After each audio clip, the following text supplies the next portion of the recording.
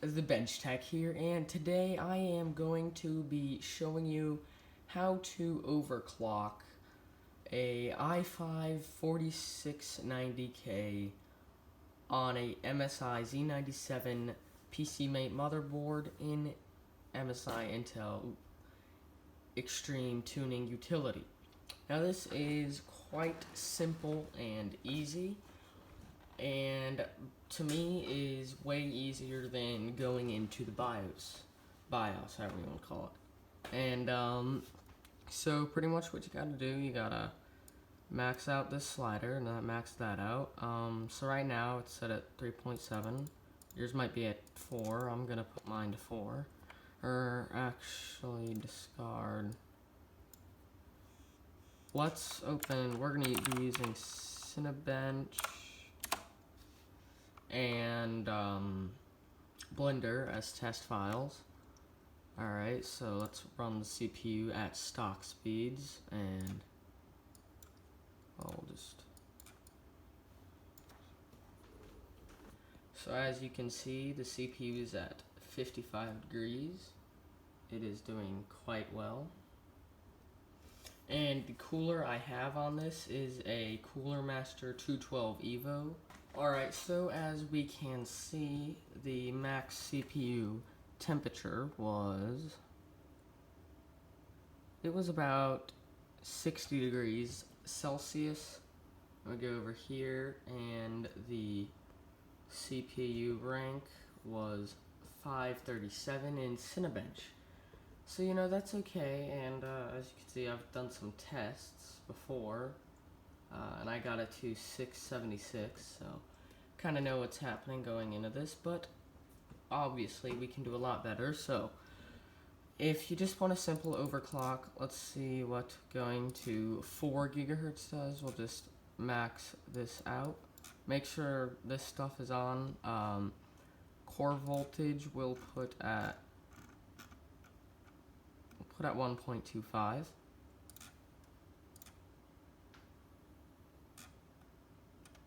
Okay. Well. Alright, so we had a little crash there. Not quite too sure why. It's always worked for me, but that does happen with this app. It doesn't always work the best. Okay, so we're at 4 gigahertz with 1.23 volts, and let's run the test. Alright, so that is done. We got 606, and remember last time we got 506, or 536. The max temperature was 637, so I'm going to try and put this to 4.2. We'll do 12.35. Alright, so 606 was our score. Let's try this again. Alright, so that went successfully, and it looks like our highest temperature was around 70 degrees, 69. Looks like it was 69 degrees. We got 636. See if we can improve that. Let's just bump it up to 12.4 volts at the same clock speed to see if that wasn't enough voltage. So 636, and let's run it.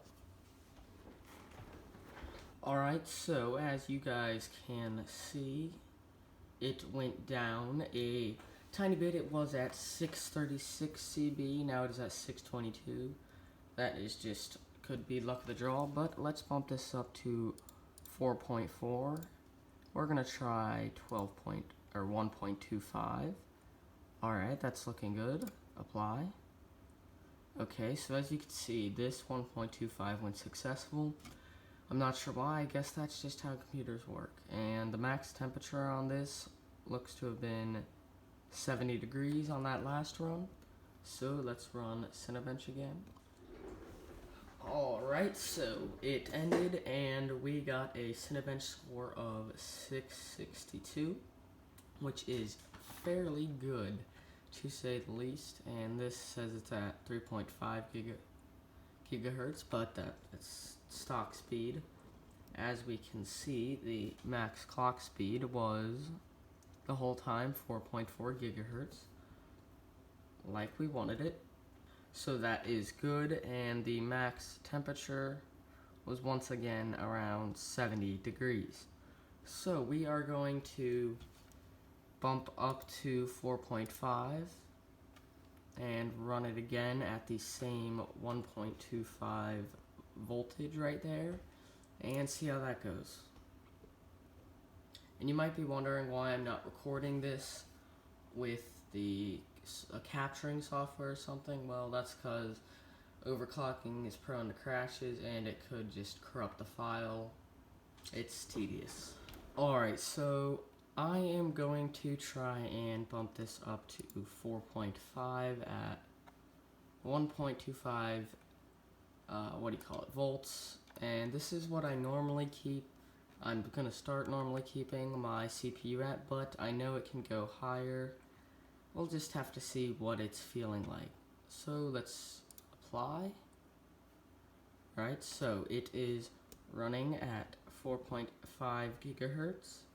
As you can see, the on all 4 active cores at 1.25 volts. So if we go over to Cinebench and start it, hopefully it doesn't crash. Alright, so it crashed at 1.25 volts, so I upped it to 1.6 volts at 4.5 gigahertz. As you can see, the package temperature is at 7170 right now. Alright, so it finished at 673 CB. Max temperature was 73 degrees and 1.26 volts. So sometimes when it crashes, it doesn't mean it's too much voltage. It could just mean it's too little voltage. Alright, so let's try go higher, and 1.65 at 4.6 gigahertz. Alright. Okay, so I applied and it hasn't crashed. We are going to start the run on Cinebench. Okay, and it crashed. So there are multiple things we could do. We could try and lower the voltage back down to 1.6 volts or whatever it was, and or we could raise it to 1.27 volts. It just depends. Alright guys, so we are going to be trying 4.6 volts at 4.6 gigahertz at 1.3 volts to see if that finally budget and working. Hopefully it does. If not, I'm not sure if there's anything else we can do.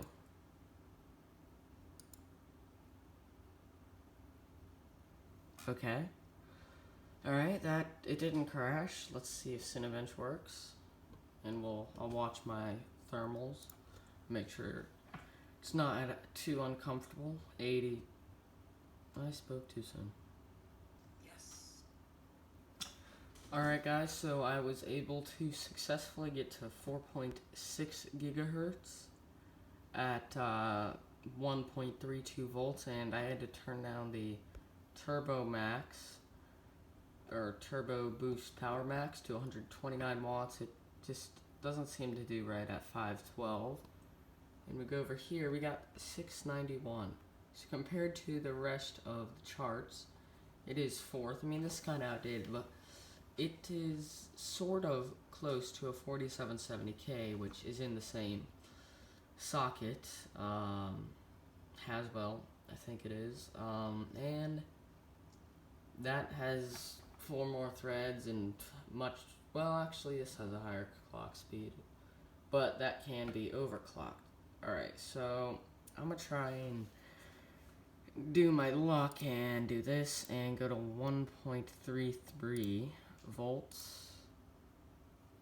Alright, so 691 was and like 74 degrees as a max temperature.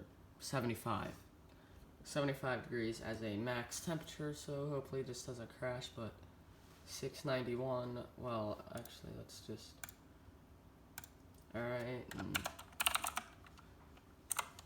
just want to save that as my highest. Alright, now let's run. Okay. We try, the highest I'm gonna go is 1.335. And that's as high as I'm gonna go. Alright guys, so it seems the max I was able to get was 4.6 gigahertz at 1.3 volts and 130 watts with the Turbo Boost Power Max. And all this is in the advanced tuning tab over there. So, you know, I was able to get pretty consistent. I wasn't able to break 700, sadly. Don't want to break, I don't have that kind of money to break my computer or some stuff like that. So, max was 691 at the same speed, but I got 688 on this run, so that is pretty good. But what's this mean? Like, it's just what you do, the max you could do, but no one wants to see that. They want to see some benchmarks. So, you know, I'll have to figure out how to make graphs and stuff like that. Yeah, but let's get Blender open. This will be this video will be like 3D rendering and stuff like that. And these are just benchmarks I have, and I will be comparing it against my Mac over there, which has E5460s, I think, Xeon 771 socket, 2.8 gigahertz. It actually uses a lot of RAM, as you can see, 12 gig.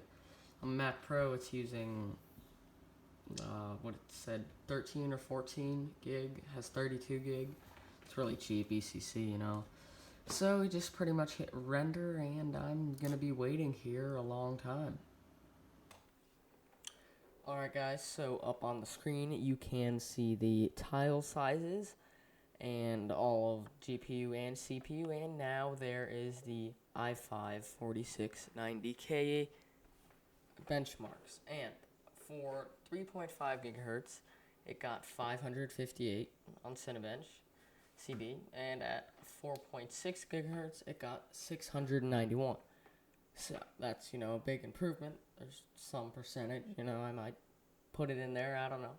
And on the Mac Pro CPUs, it got 556. So, continuing on.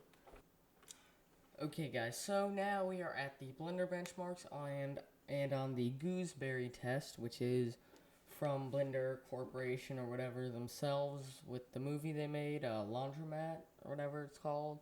Good movie, I watched it, short film or whatever. It took 121 minutes, 0.2 seconds. On the Classroom, it took 46 minutes and 27 seconds. On the Ryzen, you know, like what they used when they were, you know, hyping up the CPUs and all that, that took 1 minute and 12 seconds. Pavilion Barcelona took 80 minutes, and the BMW benchmark took 14